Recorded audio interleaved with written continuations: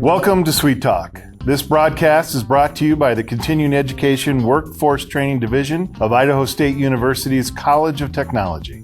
This podcast is part of our continuing outreach efforts, and the format is conversational. We will be having conversations with businesses, professionals, entrepreneurs, community agencies, and, in all cases, difference makers. Now, let's get started with Sweet Talk.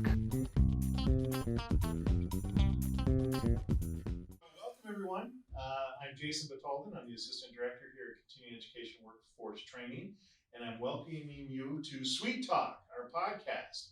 With us this day, we have Russell Davies. He is the founder of PTSD Veteran Athletes. And this is a very interesting and vitally important service that he provides to our community. And I'm not even going to talk anymore. I'm just going to let Russell kind of take over for just a minute. Yeah, thanks, Jason. Yeah. I appreciate it, and I'm extremely excited to be here, and thank you for having me.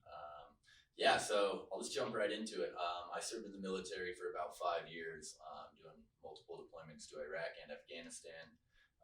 Ended up getting injured in Afghanistan when an IED detonated underneath the vehicle. At the end of that deployment, I served 5 years and kind of decided that I was going to get out and see what else life had in store, which was definitely like a difficult transition to say the least.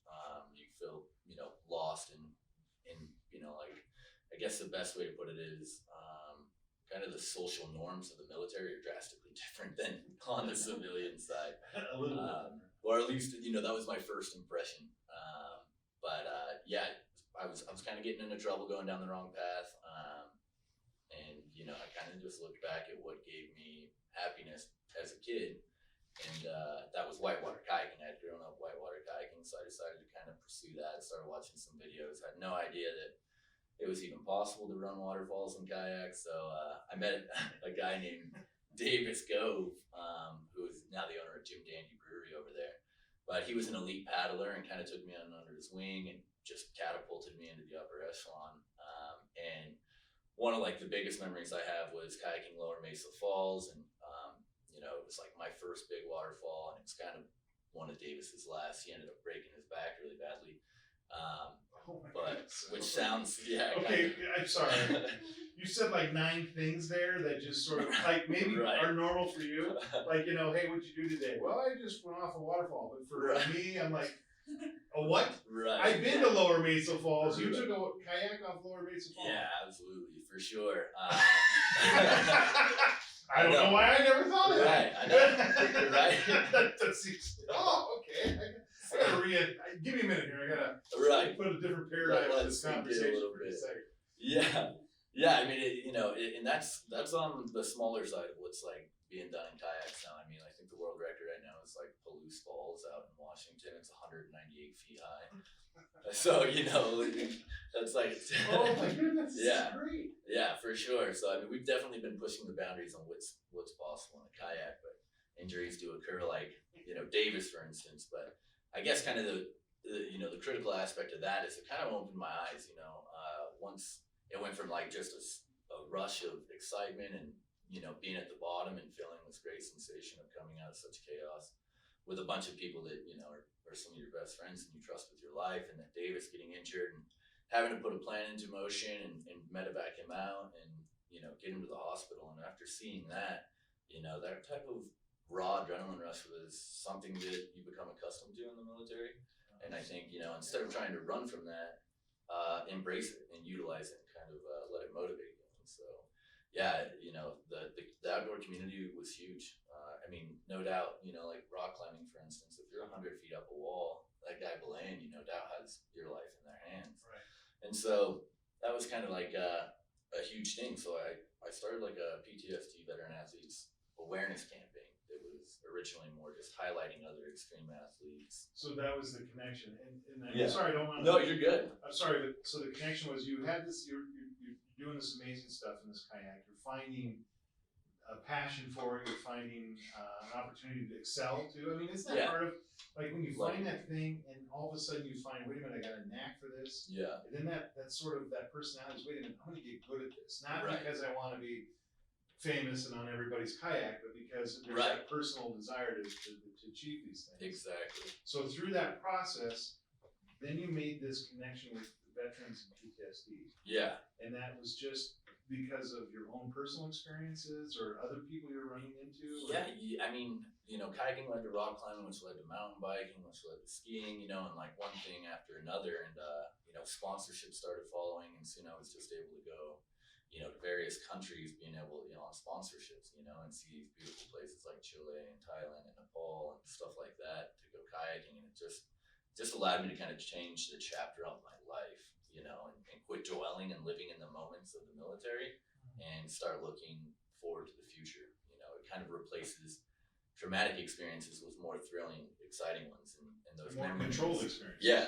I mean, going off 198-foot waterfalls sounds amazing. I mean, crazy, right? Yeah. But I mean, there is there's skill, there's planning, there's it's whole not like you're just like team. you're not just exactly. right. Like, where in the military that safety wasn't you didn't have that level of control. Right. The safety. For sure. Right. Yeah. I mean, you take all aspects into consideration before doing it. Sure. You don't go with your gut instinct, but yeah. I mean, it's good. It's that brotherhood, that camaraderie that you have with other like-minded individuals. Instead of replaying the unfortunate events that occurred in war, I was looking forward to the future and what I was going to be doing the next day. Kind of allowed me to, instead of staying up late partying, you're wanting to go to bed early because you want to get up, load the kayaks, and head for the river with your boys and stuff. So yeah, I mean, it's just healthy mentally and physically. It triggers some of those same endorphins that I think, that once you learn to be able to control them and you utilize that, instead of those traumatic experiences when a high intensity situation occurs, you don't automatically redirect to those intense scenarios that happen overseas. Right. So yeah, but that. So well, let me just jump. Yeah. Because I'm still, and maybe I'm just slow. So you kick me under the chin. Yeah. You're having this amazing experience that you're finding fulfillment. Right. When did that decide? Wait a minute. I can use this to help others who are have the same experiences I have. Right. How did that happen? Because that's pretty incredible. I mean, that's incredible, right? That some point you had this shift. Right. Kind of like an eye-opening moment. Am I speaking out of turn by No, saying that? no, not at all. I've met a handful of other veterans in extreme outdoor sports, and it's always a topic of conversation that if we could get more of our brothers and sisters in arms involved in these, it would benefit them both mentally and physically. And that's kind of where the idea was behind the awareness campaign. But one of my really good friends and a local guy here from Pocatello named Chad Cook, I grew up with. We both joined the military. He was an avid supporter of the whole awareness campaign and everything. And unfortunately, he lost his battle to PTSD and ended up taking his own life. And that was the wake up call that an awareness campaign wasn't doing enough, and that we needed to move forward with bigger and better opportunities for veterans. And so, with me and a handful of some of my best friends, I got an amazing team. We consist of a board that forms PTSD registered as a 501c3 nonprofit, and now we bring veterans from anywhere in the country for a fully funded 2-week introduction course to either kayaking, mountain biking, rock climbing, skiing, and snowboarding. We pay from their flights, their accommodations, to all their food and drinks for the entire duration of the 2 weeks. And then at the end, instead of just giving them a glimpse into a lifestyle and then sending them back on their way, we actually give them all their gear. So each veteran gets to take home, a brand new kayak, spray skirt, life jacket, helmet, paddle, everything they need, so they can continue this newfound passion in life and grow the sport as well. So, yeah. Oh my goodness, that is incredible. Yeah. Thank you. Yeah, I appreciate that. It's. I was a little worried at first. I was like, Well, maybe this just happens to work for me. So, maybe there's something wrong with me. Yeah, exactly. Maybe other veterans aren't going to grab this like I did, and they'll be like, "You're just crazy." But we've had tremendous success. It's this is our 3rd year going, over 100 veterans that we've helped, and huge impact. Seeing just in the 2 weeks, the amount of change that they go through is just astonishing. This is just another chapter that It's like opening up a world, maybe. I mean, I'm assuming, and I might be again speaking out of turn, but you have those traumatic experiences, and they shape and form you. And you've talked about, then the right trigger, you relive those experiences. Right. So sometimes I imagine that when you are able to then kind of step through a door and say, wait a minute, the world is bigger than that Right. experience that I have. It's Absolutely. traumatic. I mean, we can't erase that experience. Right. But maybe that eye-opening experience, as you said, For sure. I can step through a door and see a world that doesn't necessarily revolve around that. Yeah, definitely. I think it's just an excellent way to be able to channelize, your energy into something that's positive, instead of the mistakes that a lot of vets find within use of drugs and alcohol and getting into trouble and fights and stuff like that. It just completely clears your mind. It's a way to escape. And, anybody that's been outdoors knows that, it helps on a level of, natural medicine that we can't even begin to explain at all. But yeah, it's been good. Yeah. I always used to, years ago, I worked a little bit kind of in that field, and I remember that talking about nature, and I always remember sometimes when you get in that real triggered moment, Yeah. where you just can't break the cycle. And this always sounded stupid. I always almost sometimes felt bad about giving this advice until people told me it would work. I would tell them to take their shoes off and go stand in grass. Yeah. And sometimes that experience of that actually touching that physical contact with one of the most stable thing we know, right? Absolutely. The earth, or the ground, right? Yeah. Sometimes has that ability, just that direct connection can help us. No, exactly. That's exactly it. It is as simple as that. And I've had plenty of veterans be like, I would have never thought that it was that simple, to just get on 2 wheels and go mountain biking and get lost in the moment and be gripped and be able to push your boundaries a little bit. And so, yeah, it's been awesome. And yeah, it's just a matter of getting in touch with yourself and nature. So did you grow up here in the Pocatello? I did. Yeah, I was born and raised here in Pocatello. So you come back after the tour of the military. Yeah. Turns out you're in a really good place for all the things that you like to do. Definitely. Yeah. You got City of Rocks, amazing. west of us. Where else do you guys go? It just depends. City of Rocks probably is too low now for you.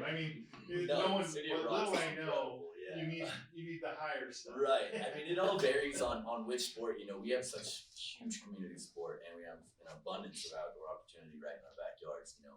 We're extremely lucky to have that. But Pebble Creek allows us to utilize their facility entirely free of charge for the 2-week duration, and ISU actually helps us with like the first couple of days at their indoor climbing wall.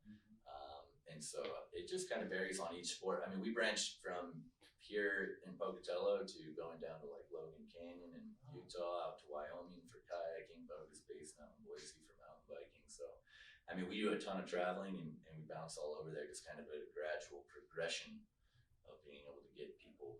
How do people find, how do veterans find you? Right. That's also been something that we had amazing success with. We launched a promo video right out of the gate that kind of explains the story and the creation of PTSD, professional transformation sports development. And that went viral. Men's Health magazine contacted us shortly after that, and that catapulted it. And then like an Oscar Mike TV series, Psychology Today magazine. There's been a massive amount of media attention directed towards the Google Maps. We went on the Today Show. So yeah, it's been pretty awesome. Yeah, it's been awesome. So everything's just kind of fell into place. As far as the community goes, we have a lot of local agriculture industry that support us with a solid amount of funding. Right. Because on average, it costs us about $5,000 roughly per individual, and we bring in groups of 5 to 10 at a time. Right. So anywhere from $40,000 to $50,000 per class and 4 classes a year. And so Garn Theobald and Deb Theobald, the owners of R&G Potatoes, they just ended up selling their company, but they contribute massively, and so we just have huge support. Like Rod Russell, the Sandpiper, he does a whole dinner and stuff for free for the veterans at the Sandpiper, and and same with like buddies and stuff like that. And so it's just Isn't that awesome. cool? That's one thing that's really awesome about Waterfall. Yeah. Is you don't have to throw a stone too far to find someone that's willing to Definitely step not. up, right? You know, absolutely. I mean, we have just such a wide variety of you know civilian members that just come out to participate just to help instruct. Yeah, so it's been huge. I mean, we have a huge outdoor community here, and you know, I think that's essential in finding that type of a community, that type of support system. You take away cell phones and Wi-Fi and stuff like that, and you go out and you push your boundaries with a handful of people and learn to connect and you know really trust these people with your lives. And then you're sitting around a campfire at the end of the night, you know, real bonds are formed, you know, the foundation of trust is being built right from the beginning. And then you look at Lower Mesa Falls and go, I think I'm just gonna take a day Yeah, off. I think I'm ready for this. Hey, wait a minute. I don't mean to digress. Oh wait, we have a question I for have to you. know your favorite place to go kayaking in this area, In this area, I would have to say or just eastern Idaho area. yeah, the North Fork of the Payette, Okay. out there, you know, headed up from Boise towards like Stanley area. They have that North Fork Yes. section of the Payette, and that's one of my favorite here in Idaho. And then I would, you know, outside of that, White Salmon, Washington is just a mecca for kayaking, especially if you like big waterfalls. Right. Like, and then I would have to say probably New Zealand is my favorite place internationally. Is the North Fork rough water, or is it more? The North Fork is like 15 miles, I believe, of just continuous class 5. You've probably driven Yeah, so alongside of it. way beyond my comfort Yeah, level. for sure. Actually, that's famous stretch water. Yeah, absolutely. But they also have the South Fork there and the Main, so it's like you can almost gradually progress, you know, if you live in that area and stuff. So Work out to yeah, it. it works really well. I probably will. So I do not want to digress off your message, but here's my question. Yeah. Stupid question. There's an Upper Mesa Falls and there's a Lower Mesa Falls. Why don't you go off the Upper Mesa Falls? So yeah, if you've looked at them comparatively, the section above the Upper Mesa Falls is, I mean, it's so spread thin that the water can't impact and erode the earth at a high enough like velocity to try and channel out the rocks underneath. So yeah, if you look at it, you can see large boulders sticking out down there on the bottom. Well, that makes sense. Yeah. I mean, the fall isn't what hurts you. Right, exactly. Yeah, I mean, It's utilizing like the the aeration is like what allows us to run, you know, on the upwards of 100 plus foot waterfalls. It's all aerated, and so the impact is lessened. But yeah, if you hit bottom, you're definitely gonna feel it. You know? That's what he says. Yeah. You're gonna feel it. I say I'm done. Yeah, very good. Right. Very good. So, of all the sports that you do, obviously kayaking your favorite. Yeah, absolutely. Kayaking is just, you know, I really love all the sports, and they're all unique in their own different ways and stuff like that. But kayaking is just such a huge force of nature, and you can't win. You can't win. Yeah, water. so you have to work with it. You know, it's to a certain point, it's your ability, but it's also like learning how the current is working and where is safe and where's not, and what's doable and what isn't. So yeah, that's got to be my favorite for sure. But you know, we got a perfect 4 seasons here, so Yeah. right now we're kind of in that little medium in between. Right. So Very good. yeah. So real quick, I want to go back to if there's a veteran out there listening to us, and I'm not denying Yeah. that it won't happen. We just don't have a real big audience base yet. But if there is, how do they get to be in one of the 2-week courses? Yeah. To be in the 2-week course, how do they have to be referred to you? No, They it's just call as you? simple as getting on it. You know, www.ptsdveteranathletes.com.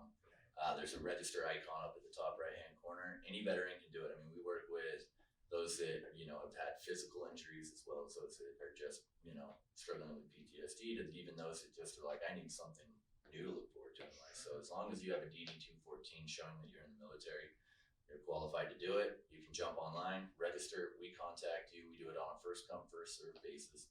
And so as soon as your slot comes up, we contact you. Are you available for the 2 weeks? We'll set your flight. We'll get you flown out. We'll get you geared up. And 2 weeks of just going out and charging hard. So yeah, it's really simple. We also Instagram, Facebook. You can message us on there, and yeah, reach out, come out, and enjoy. Enjoy it, right on. Yeah. And you guys fill up. I mean, no problem. Oh yeah, we have a pretty large amount of people waiting to participate. But even with that said, we got those that are like, oh, I can't make those 2 weeks work, and so we just bump down the list until we fill up, and then yeah. Is there something else now? Is there a next thing that you're moving to? We're actually looking to implement a handful of different sports instead of those 4: kiteboarding, windsurfing, paragliding, even hunting and fishing, and even music. Anything that you can just channel your energy into, and so that can be music, it can be art, it can be anything that you can get lost in. You do all those sports? Everything but the music. Yeah, I don't do the music part. There's someone else. Yeah, I got no rhythm, so I just gotta push it out. Well, that's the end of the timer.